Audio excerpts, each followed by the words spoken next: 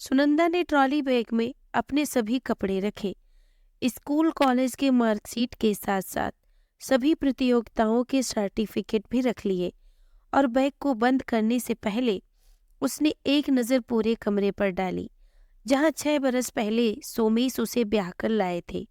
सोमेश के साथ अपने सुखद भविष्य के जो अनगिनत सपने उसने सजाए थे, वो सब तो खैर, अब इन बातों से क्या फायदा। उसका आने वाला कल तो उसके आज के द्वार पर दस्तक दे रहा है। उसने ट्रॉली बैग लॉक किया, हैंडबैग में ज़रूरत के सभी सामान रखे, अपना ticket, I card, appointment letter check किया, साथ ही रुपए के साथ कुछ चिल्लर रखकर आश्वस्त हो गई। ट्रॉली बैग लेकर वह कमरे से बाहर की ओर जाने लगी तो ननद रूपा ने मजाक किया, क्यों भाभी, वापस आने का इरादा नहीं है क्या? ऐसा ही समझो। सदैव चुप रहने वाली भाभी के मुख से ऐसा उत्तर सुनकर रूपा हतप्रत रह गई। चाय की चुस्कियां लेती हुई सासू माँ ने बहू के हाथ में बैग देखा तो वो भी चकित रह गईं। सुनंदा दरवाजे तक पहुंची ही थी, सोमेश भी ड्राइंग रूम में बाहर निकले और सुनंदा पर बरस पड़े। ये क्या नाटक लगा रखा है? सुनंदा बोली, मुझे नौकरी मिल गई है और मैं जा रही हूँ। सुनकर सुनंदा की सास ठहाका मारकर हंस पड़ी, बोली, तुमको भला कौन नौकरी देगा? रूपा भी अपनी माँ की हाँ में हाँ मिलाते हुए बोली, झाड़ू बर्तन करने के सिवा आपको आता भी क्या है? सुनकर सुनंदा तिलमिलाकर रह गई। अपने गुस्से पर काबू करते हुए बोली, जब से मैं इस घर में आई हूँ आप सभी ने मुझे अपने अपने तरीके से अपमानित ही किया है, लेकिन जाने से पहले आप लोगों को आपका आईना जरूर दिखाऊंगी। सबसे पहले मिस रूपा, तुमको जानकारी दे दूं कि मैंने इंग्लिश ऑनर्स से बीए और फिलॉसफी विषय से पोस्ट ग्रेजुएट किया है, फिर भी तुम्हारी चाकरी करती रही। मैं अकेली तुम्हारी सहेलियों को चाय नाश्ता परोसती और तुम टांग पसारकर महारानी की तरह आराम फरमाती थी। खुद तो कुछ करती नहीं, मेरे कामों में गलतियां निकालकर मुझे अपमानित करती रहती थी। मैं अपने अपमान का घूंट पीती रही और तुम प्रसन्न होती रही। मैंने तो तुम्हें अपनी छोटी बहन समझा और तुमने मुझे, तुम्हारे जन्मदिन पर जब तुम्हारी सहेलियों ने मेरी तारीफ करना चाहा, तब तुमने कह दिया, ढेले भर की भी अकल नहीं है इनमें, पता नहीं कहाँ से भाई इस फोहड़ को उठा लाए हैं। उस दिन मैं बहुत रोई थी।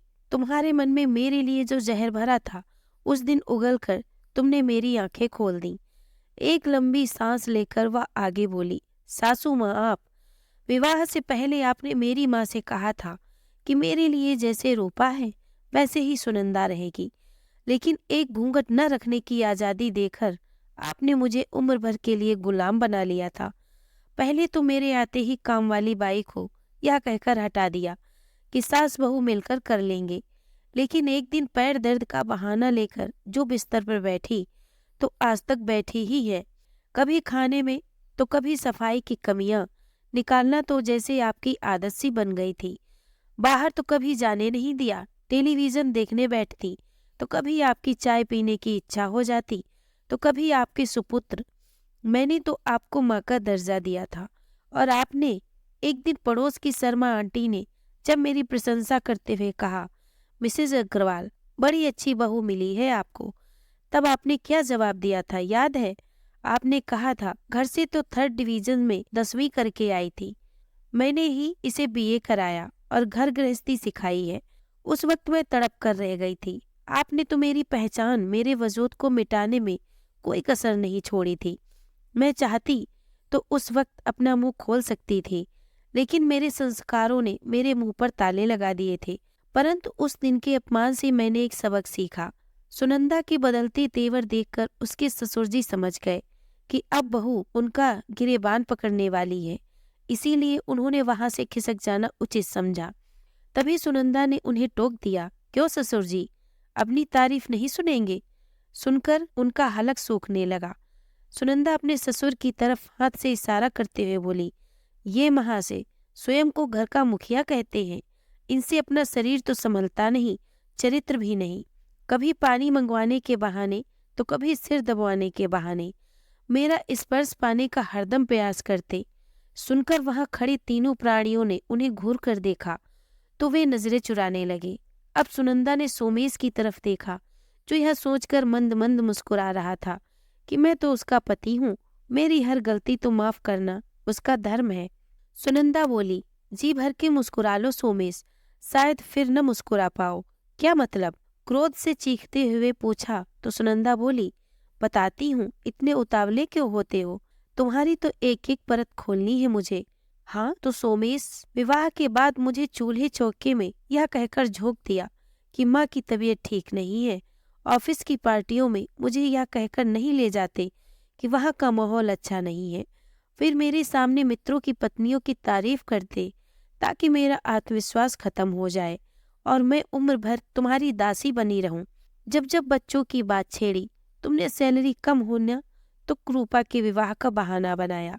मैंने तुम्हारे घर बहाने हर झूठ को सिरोधार्य किया और एक दिन टेबल साफ करते समय गलती से तुम्हारी घड़ी क्या गिर गई, तुमने झट से मुझ पर हाथ उठा दिया।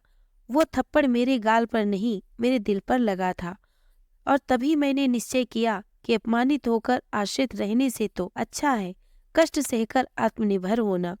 कहते हुए उसकी आंखें नम हो गई, लेकिन उसने खुद को संभाला और बोली, उस दिन मैंने तुमसे मिले सभी अपमानों को अपनी ताकत बनाया, अपनी डिग्रियों पर पड़ी धूल को साफ किया और तुमसे एंड्रॉयड फोन खरीदवा कर अपनी मंजिल की तरफ पहला कदम बढ़ाया। मैंने टीचर ट्रेनिंग के लिए फॉर्म भर दिया, देर रात पढ़ाई करती और सासू माँ सोचती पति का इंतजार कर रही है, कितनी प्रतिव्रता बहू है मेरी। माँ से मिलने का बहाना करके मैं परीक्षा दे आई। उसी समय शिक्षिका के लिए वैकेंसी देखकर स्कूल में अप्लाई भी कर दिया और इंटरव्यू वाले दिन माँ ने बीमारी का बहाना बनाकर अपने पास बुला लिया था। अब ज्वाइनिंग लेटर मेरे हाथ में है।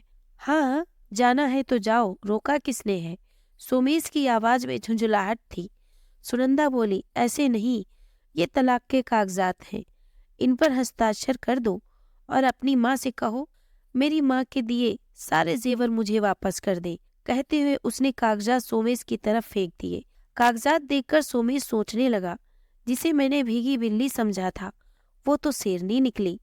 उसने अपनी माँ की तरफ देखा, जो शायद जेवर नहीं देने के बारे में सोच रही थी।